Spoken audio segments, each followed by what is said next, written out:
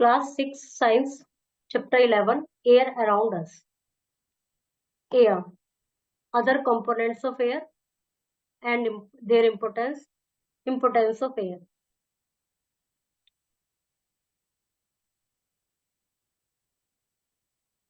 The invisible gaseous medium around us, mainly constituted by oxygen and nitrogen, is known as air. जो invisible gaseous medium है हमारे आसपास और उसमें oxygen और नाइट्रोजन मेनली है, वो एयर जानी जाती है, उसको एयर कहते हैं. It is through this air that we are able to carry out the process of respiration. ये एयर के द्वारा ही पॉसिबल है कि हम रेस्पिरेशन का जो अपना प्रोसेस है उसको परफॉर्म कर पाते हैं. Air is transparent and colourless. It occupy space and is present all around us. Air transparent है और कलरलेस है, इसका कोई कलर नहीं है, ट्रांसपेरेंट है, जगह घेरती है और हमारे चारों ओर प्रेजेंट है और इनविजिबल है. Atmosphere, a thin blanket of air surrounding the surface of the earth is called the atmosphere. एक थिन एक लेयर है, एक शीट है हवा की हमारे चारों ओर, जिसको थिन ब्लैंकेट कहा गया है. पृथ्वी की सरफेस को उसने कवर किया है, that is called atmosphere. The atmosphere is divided into 5 distinct layers on the basis of variation in temperature. Atmosphere 5 layer में डिवाइडेड है उसके आधार पर वेरिएशन द टेम्परेचर के बेस पर that change due to increasing altitude, जो कि altitude के इंक्रीज होने से चेंज होता है. Air gets scant as we move up in the atmosphere. These are as follows. जैसे कि हम ऊपर की तरफ जाते हैं, ऊपर की तरफ जितना ऊपर जाते हैं तो एयर कम होती जाती है. जो एयर की जो 5 एटमॉस्फेयर की जो 5 लेयर है वो ये है. सबसे पहले troposphere. It is the first layer to the atmosphere, which is nearest the surface and is responsible for weather conditions. Troposphere सबसे नीचे वाली एयर है एटमॉस्फेयर की, जो कि पृथ्वी की सरफेस के सबसे पास है और वेदर कंडीशन के लिए रेस्पॉन्सिबल है. Troposphere itself is said to contain more than 70% of the atmosphere. Atmosphere का 70% जो है वो ट्रोपोस्फियर के द्वारा कवर्ड है. फिर stratosphere. This is the layer just above the troposphere, which contain the ozone layer and where the aeroplanes fly and is also home to most of the clouds. जो stratosphere है वो troposphere से just ऊपर है और जिसमें कि aeroplane वगैरह उसी वाले उसमें उड़ते हैं लेयर में और क्लाउड्स भी उसी में रहते हैं. फिर mesosphere. This is the third and the coldest layer. ये थर्ड और कोल्डेस्ट लेयर है एटमॉस्फेयर की and extend to a good 80 kilometre above the surface of the earth. और पृथ्वी से 80 किलोमीटर तक ऊपर होती है. फिर thermosphere. This is the fourth and the one of the hottest layer of the earth where temperature go to 1500. This is where the space shuttle go to study earth from space. The air in this layer is very thin and about 99.9% of the atmosphere is said to lie below the particular layer. जो thermosphere होता है ये fourth layer है और hottest layer है. जो space shuttle वगैरह होते हैं वो इस लेयर में जाते हैं, जो स्पेस की स्टडी करने जाते हैं. और 99.9 जो एटमॉस्फेयर का है वो सब इस लेयर के नीचे रहता है. एटमॉस्फेयर का जो एरिया ये बहुत थिन लेयर है. Exosphere. This is the outermost layer of the atmosphere, where molecules and atoms escape into space. ये outermost layer है, जो molecules हैं, atoms हैं, वो space में इससे बाहर चले जाते हैं. Beginning at 480 kilometre above the earth, this layer then extend into the space. जमीन से above the earth, जमीन से 480 किलोमीटर ये layer एक्सटेंड इनटू स्पेस में स्पेस तक जाती है. Constituents of air. एयर के क्या क्या किससे मिलकर बनी है. Air is a mixture of number of gases का मिक्सचर है and some other particles such as. कुछ ये है, सबसे एक तो है water vapour. Air contain water vapour which maintain the water cycle. Air में वाटर वेपर होता है जिससे वाटर साइकिल मेंटेन रहता है. When air comes in contact with cold surface. जब एयर कोल्ड सरफेस के कॉन्टेक्ट में आती है, it is these vapour that turn into condense into droplet of water. तो यही जो होते हैं, जो वाटर वेपर होती है, जब ये कोल्ड सरफेस में आती है, जो कि ऊपर जाके होता है, जिसमें बादल वगैरह बनते हैं, उस वाली स्ट्रेटोस्फीयर वाली लेयर में, तो कोल्ड सरफेस में के संपर्क में जब ये आती है तो वो ठंडी हो जाती है और वो बन जाती है इनटू ड्रॉपलेट्स ऑफ वाटर, पानी की बूंद बन जाती है। The amount of water vapour in the air from place to place or time to time, जो water vapour amount of water vapour in the air change होता रहता है वो place to place and time to time. At a normal 30 degree Celsius, for instance, can only say up to 4 of water vapor, 30 से 40 तक say up to 4% of water vapor. Oxygen. In the oxygen, it is the oxygen in the air that help humans and animal carry out the respiration process. ये उसमें oxygen ही है जिसके कारण human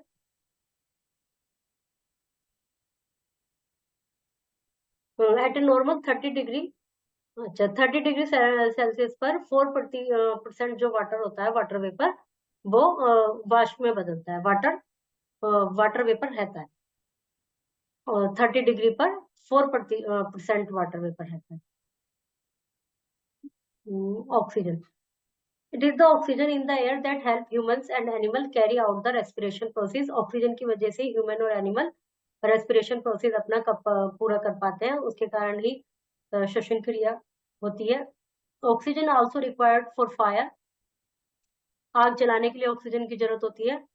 if we were to keep an inverted tumbler covering a burning candle, यदि हम किसी tumbler को जलती मोमबत्ती पर रख देंगे, the candle will go off in a few second, कुछ ही सेकंड में मोमबत्ती बुझ जाएगी, because of the lack of oxygen containing air due to the tumbler, क्योंकि उस टम्बलर के अंदर ऑक्सीजन नहीं मिली, इसलिए मोमबत्ती बुझ जाएगी।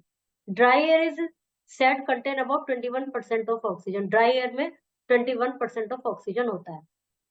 Nitrogen, dry air is said to be contain about 78% of nitrogen, dry air में नाइट्रोजन होता है 78%।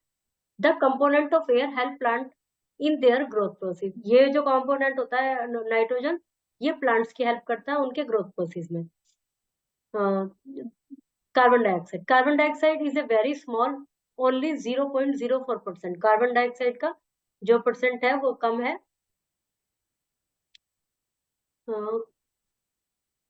नाइट्रोजन सबसे ज्यादा है।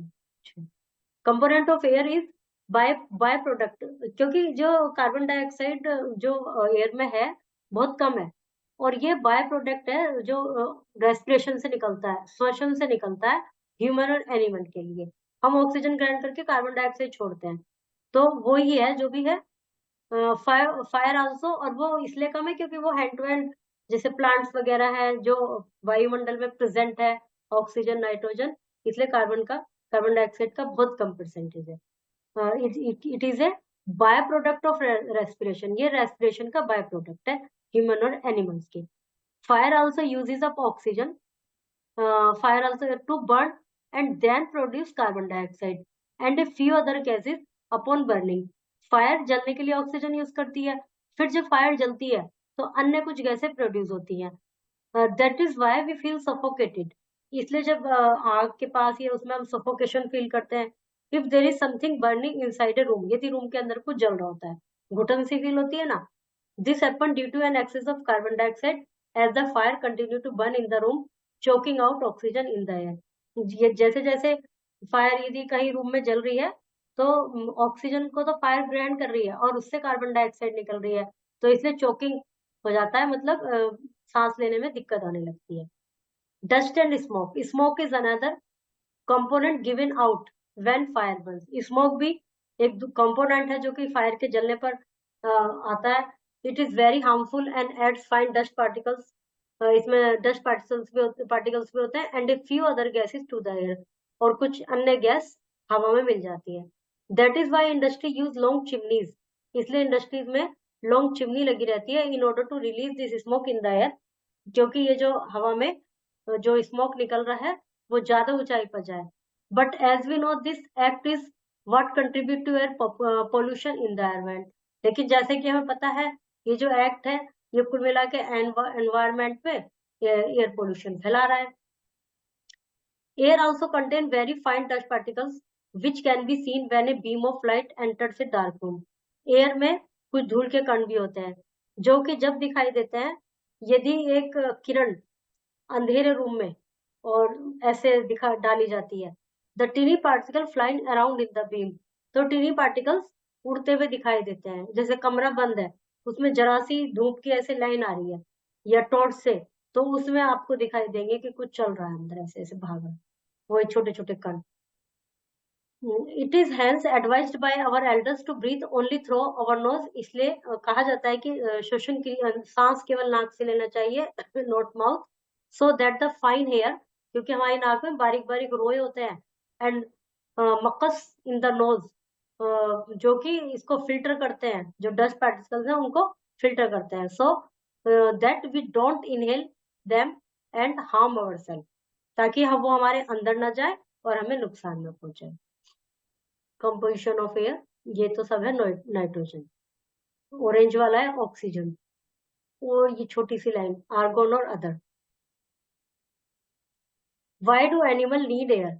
एनिमल को एयर की क्या जरूरत है? Animal need air mainly oxygen for respiration, respiration is the process in which energy is release from the food. Animal को भी सांस लेने के लिए ऑक्सीजन की जरूरत पड़ती है, रेस्पिरेशन के लिए, और रेस्पिरेशन वो प्रोसेस है जिसमें एनर्जी रिलीज होती है, जो फूड से एनर्जी रिलीज होती है रेस्पिरेशन के द्वारा, वो हमारे पूरे शरीर को में यूज होती है। The process of respiration is completed in two phase, breathing, release of energy. दो फेज में पूरा होता है रेस्पिरेशन। सबसे पहले breathing, breathing is the process in which animal take in oxygen, ब्रीथिंग वह प्रोसेस है जिसमें एनिमल ऑक्सीजन अंदर लेते हैं and give out carbon dioxide, carbon dioxide बाहर छोड़ते हैं। Different kind of animal have different kinds of organ for breathing, different kind of animal में डिफरेंट एनिमल ऑर्गन्स होते हैं ब्रीथिंग के लिए। In human being breathing organ are nasals और nostrils, नेसल और नोस्ट्रिल्स। विंड पाइप, ये वाला जो है,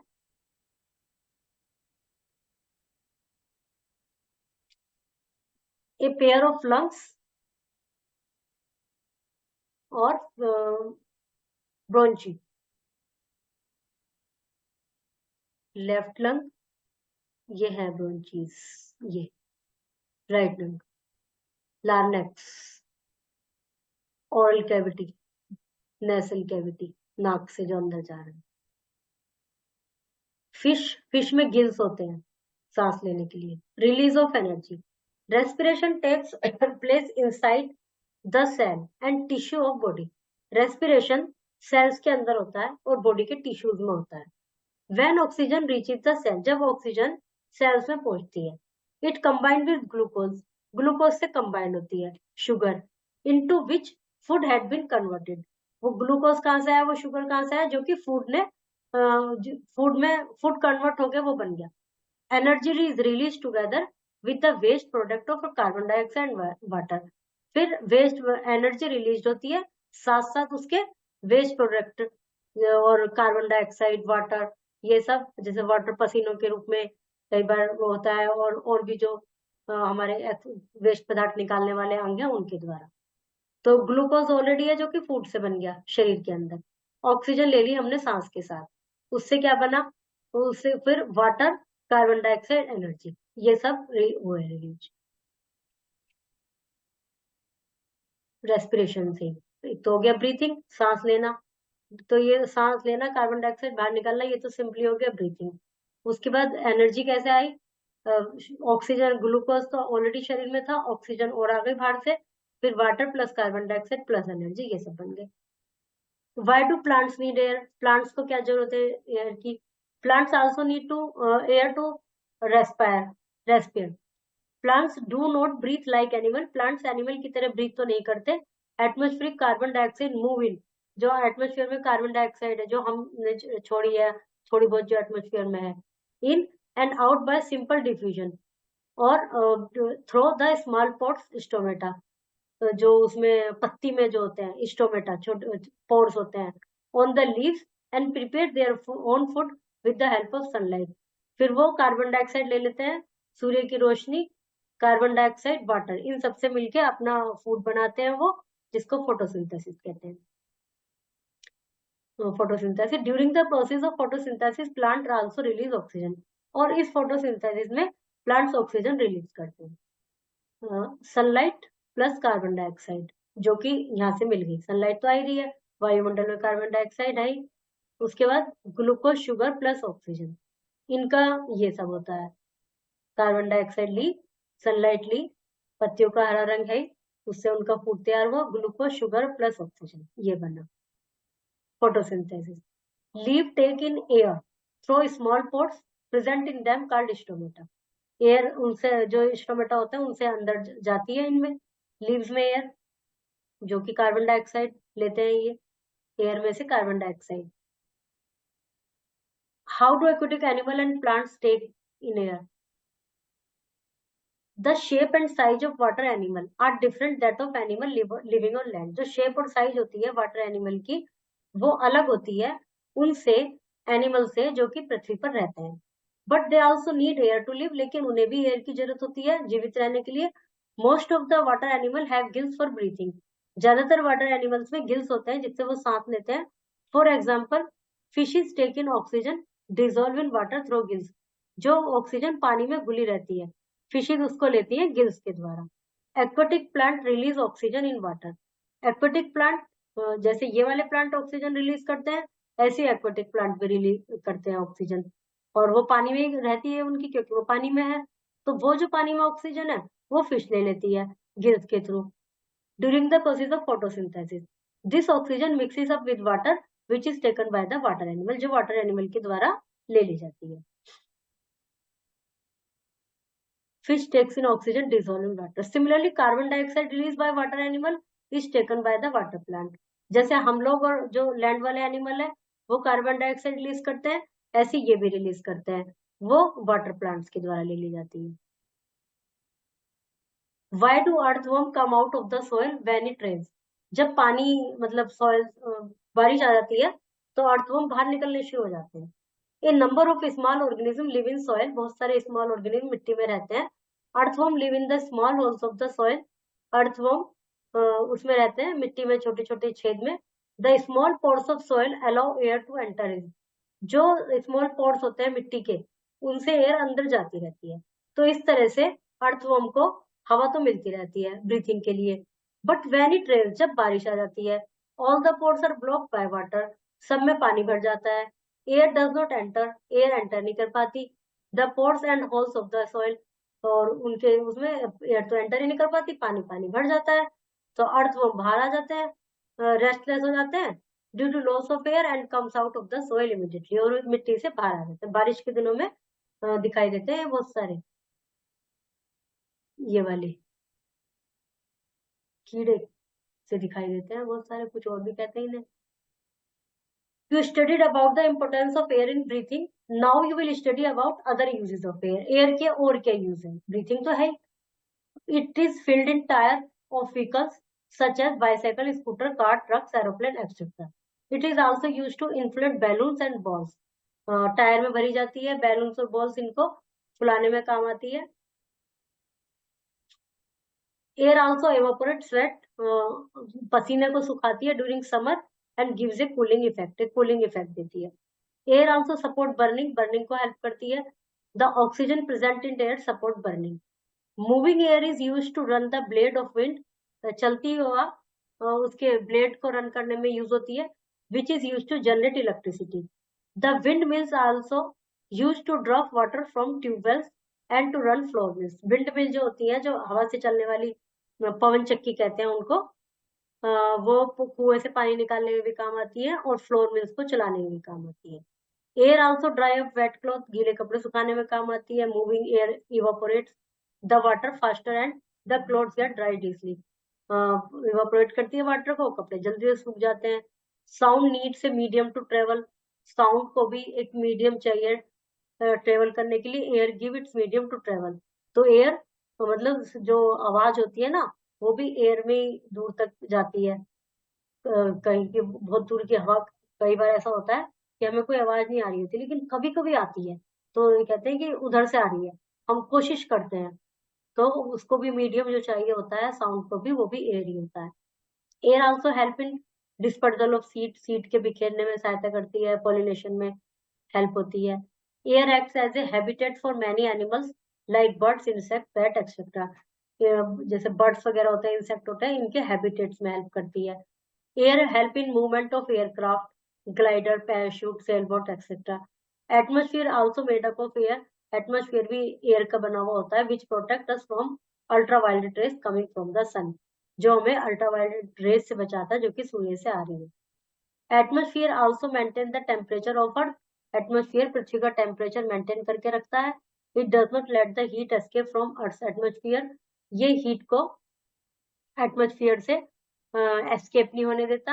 and keep the earth warm during the nights, और अर्थ को वार्म रखता है during the nights.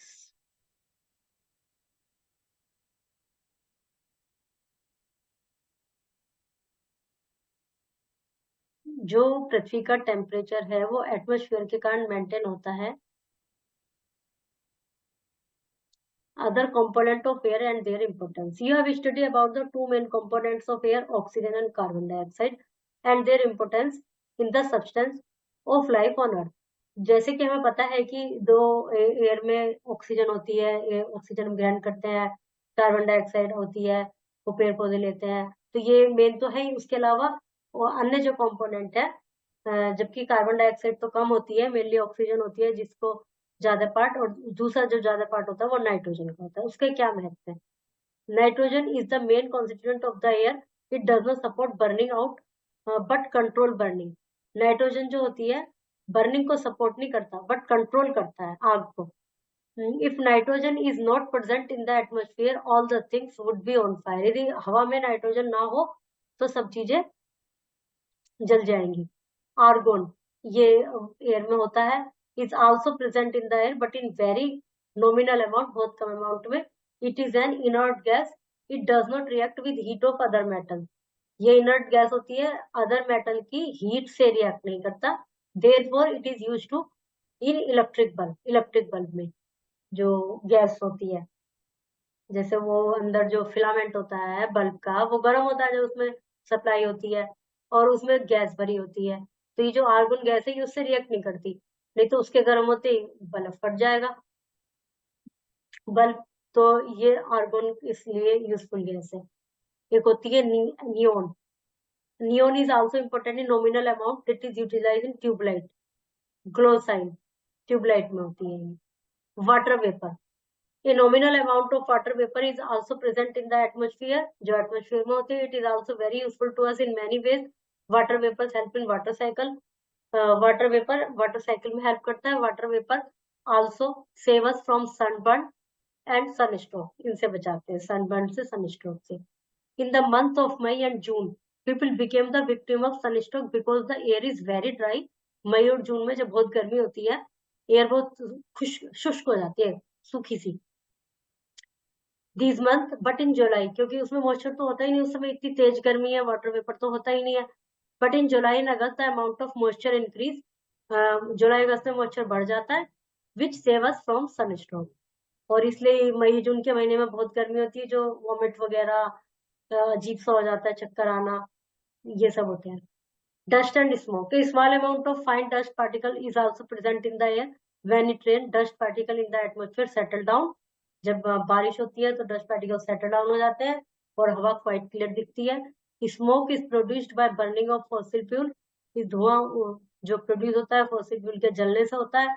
Dust and smoke are not good for our health. This में कॉज रेस्पिरेटरी डिजीज।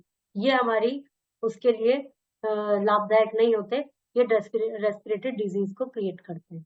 ये सब एयर के कंपोनेंट से, ऑक्सीजन के अलावा। Write the composition of air. What happened during the process of respiration? How do aquatic animals take in air for breathing? Write any 5 important uses of air. What is the role of nitrogen in the atmosphere? Hydrosphere. All the water bodies including groundwater collectively called hydrosphere. Hydroelectricity. Electricity generating groundwater, deforestation, ये इस chapter से related नहीं है। Air mixture of various gases. Respiration, the process in which energy is released from the food we eat. ये वाले जो शुरू के 4 हैं, 5, ये इससे पहले वाले चैप्टर में हो सकता है हो। Breathing, the process of taking air inside and giving out of the body gives organs of some aquatic animal that help in respiration. Air is mixture of gases. The atmosphere which envelops the earth is also made up of air. Nitrogen is the largest constituent of air. Respiration is completed in 2 parts, breathing and release of energy. Largest, nitrogen hormone, C आएगा इसमें। 4th, सबसे पहले troposphere, फिर stratosphere, फिर thermosphere. Troposphere भी नहीं है, ये भी नहीं है, एक्सोस्फियर भी नहीं है, ये वाला। Dry air contain about of nitrogen 78। बाकी ये आप ऊपर से देख सकते हैं। Okay, chapter is completed.